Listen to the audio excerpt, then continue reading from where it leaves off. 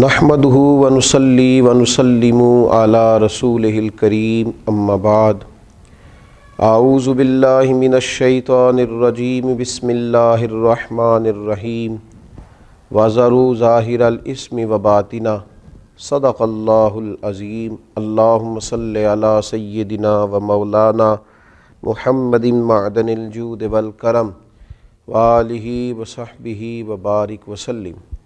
حمد و صلات کے بعد ماہ مقدس، ماہ نور، نور و سرور، ماہ رمضان المبارک میں ایک سلسلہ گفتگو روحانی مسائل اور ان کا حل۔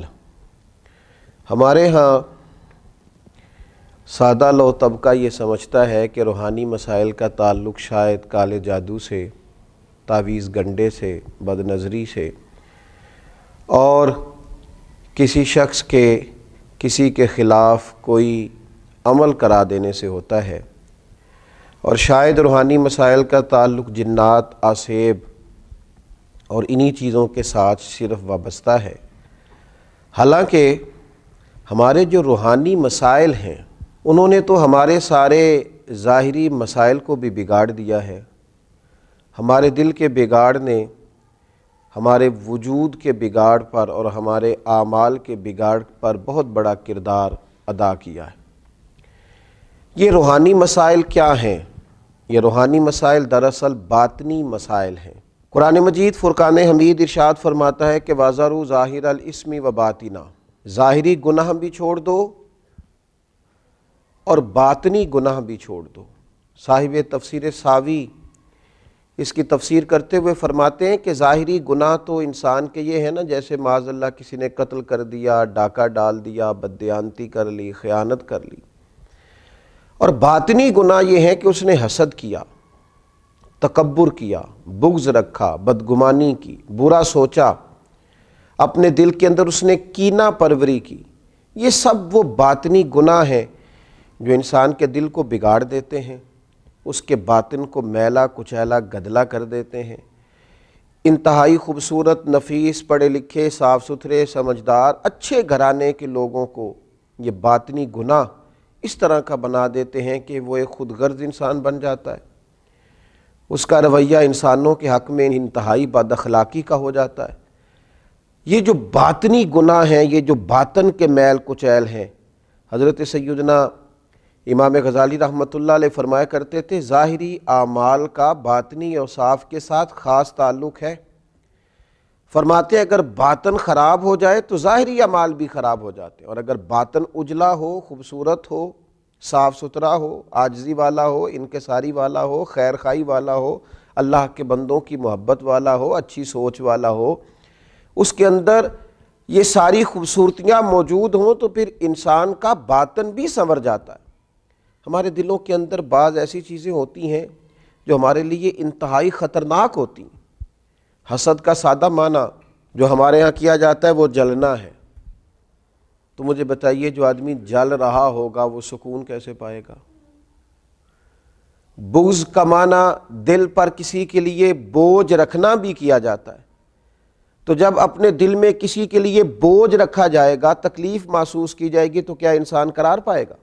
تکبر کا معنی یہ ہے کہ آپ نے اپنے آپ کو بڑا جانا، کسی کو چھوٹا اور حقیر سمجھا، تو جب ہر وقت آپ اپنی بڑائی ہی کے چکر میں پڑے رہیں گے تو کیا دل کو قرار آئے گا؟ تو یہ وہ باطنی اور روحانی مسائل ہیں جو سامنے والے کا تو شاید کچھ نہیں بگاڑتے، لیکن اپنے آپ کو وہ تکلیف میں، اذیت میں، پریشانی میں مبتلا کر دیتے۔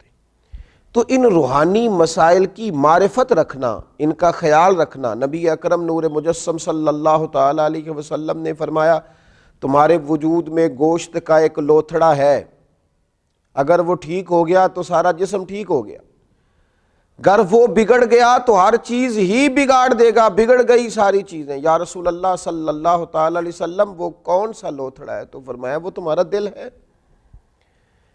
اگر تمہارے دل کے اوپر میل کچیل ہو، بغض ہو، عداوت ہو، کینہ ہو، حسد ہو، تکبر ہو، بدگمانی ہو، تو وہ سارے جسم کو بگاڑ دے گا، تمہیں شدید تکلیف میں مبتلا کر دے گا۔ لیکن اگر دل صاف ہو، اگر دل میں عجز ہو، اگر دل میں محبت ہو، اگر دل میں خلوص ہو، دل میں للہیت ہو، اگر دل کے اندر کسی کے لیے درد ہو، خیر خواہی ہو، تو پھر یہ دل باقی اعمال کو بھی سنوار دے گا۔ اسی لیے امام غزالی رحمۃ اللہ علیہ فرمایا کرتے تھے کہ دل ایک تنے کی طرح ہے، درخت کا جو تنا ہوتا ہے اس کی مانند دل ہے۔ اگر تمہارا دل صاف ہے تو پھر جو اوپر شاخیں لگیں گی تنے کے وہ بھی خوبصورت لگیں گی، پھول لگیں گے، پھل لگیں گے، توانائی ہوگی۔ لیکن اگر دل ہی بگڑ گیا ہے، پاک ہوئے تے پاک ہی ملدا ہی تے بنا پاکوں پاک نہیں ملدا، سارے جسم دے دھون دے نالوں اکو تولا ہے ٹکڑا دل دا۔ اور اقبال کہنے لگے دل بیدار پیدا کر، کہ دل خوابیدہ ہے جب تک، نہ تیری ضرب ہے کاری نہ میری ضرب ہے کاری۔ دل اگر صاف ہو، یہ جو باطنی ہمارے مسائل ہیں، یہ جو روحانی مسائل ہیں، جب تک ان کا ادراک نہیں ہوتا، اعلیٰ حضرت فاضل بریلوی رحمۃ اللہ علیہ فتاوی رضویہ شریف میں ارشاد فرماتے ہیں کہ جو مسائل ہیں نا علم قلب کے، دل کے جو مسائل ہیں، فرماتے ہیں یہ بھی فرض ہے ان کا سیکھنا بھی۔ کون سے مسائل؟ فرماتے ہیں جیسے تواضع سیکھنا، جیسے توکل سیکھنا، جیسے اخلاص سیکھنا، اس طرح باقی مسائل سیکھنا فرض ہے، یہ بھی سیکھنا فرض ہے۔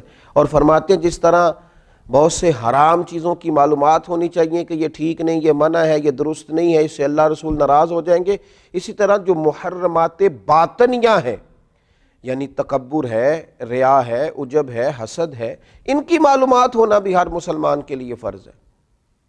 اور پھر آگے چل کے آپ ارشاد فرماتے ہیں عظیم روحانی پیشوا سلسلہ قادریہ کے عظیم روحانی بزرگ اعلیٰ حضرت فاضل بریلوی رحمۃ اللہ علیہ ارشاد فرماتے ہیں جس طرح پنجگانہ نمازوں کی فرضیت جاننا ضروری ہے، اسی طرح حصول اخلاص کا علم ہونا بھی ضروری ہے، اس لیے کہ ہر عمل کی صحت، ہر عمل کا ٹھیک ہونا، اللہ کی بارگاہ میں قبول ہونا اخلاص ہی کی بنیاد پر ہے۔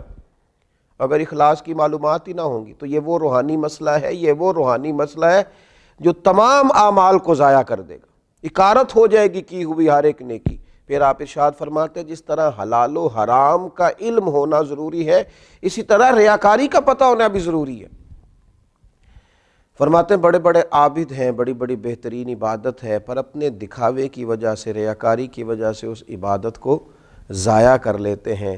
اعلیٰ حضرت فاضل بریلوی رحمۃ اللہ علیہ فرماتے ہیں جس طرح ظاہری اعمال، ان کے فرائض، سنن، واجبات کا جاننا ضروری ہے، اسی طرح انسان کے لیے خود بینی اور حسد کے مسائل کا جاننا بھی ضروری ہے، اس لیے کہ حسد تو اعمال کو کھا جاتا ہے جس طرح لکڑیاں کھا جاتی ہیں۔ یہ جو روحانی مسائل ہیں، یہ جو اندر پنپ رہے ہوتے ہیں، اور امام غزالی رحمۃ اللہ علیہ فرماتے ہیں اس میں تخصیص نہیں کہ یہ تکبر، حسد، بغض، عداوت صرف جہلاء میں ہوتا ہے، کہتے ہیں یہ پڑھے لکھے لوگوں میں بھی ہوتا ہے۔ اس میں تخصیص نہیں کہ یہ صرف غریبوں میں ہوتا ہے، یہ امیروں میں بھی ہوتا ہے، یہ صرف نادانوں میں نہیں ہوتا، سمجھدار لوگوں میں بھی ہوتا ہے۔ ان اعمال کا جاننا، ان کا حساب کرنا، یہ بڑا روحانی موسم ہے رمضان المبارک کا۔